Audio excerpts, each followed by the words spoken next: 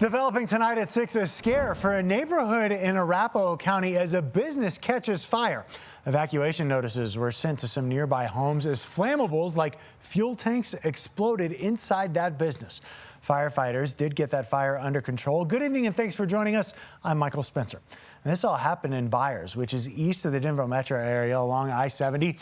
Your reporter Michael Abeyta updates us from that scene. It was quite the scene here earlier as a decades-old business went up in flames.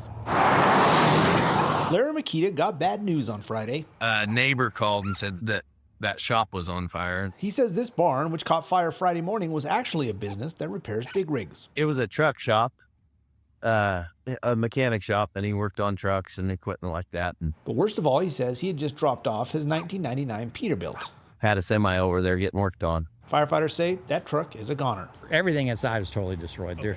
I mean, you can recognize what used to be a truck, but there's essentially virtually nothing salvageable from inside the building.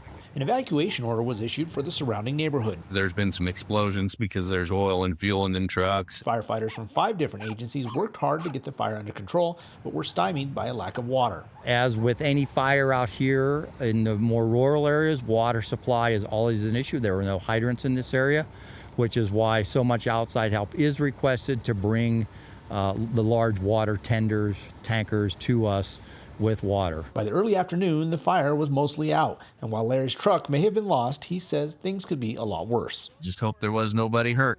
Officials say no one, to include the firefighters that responded to this fire, were injured. The cause is under investigation. In Byers, Michael Abeyta, covering Colorado First.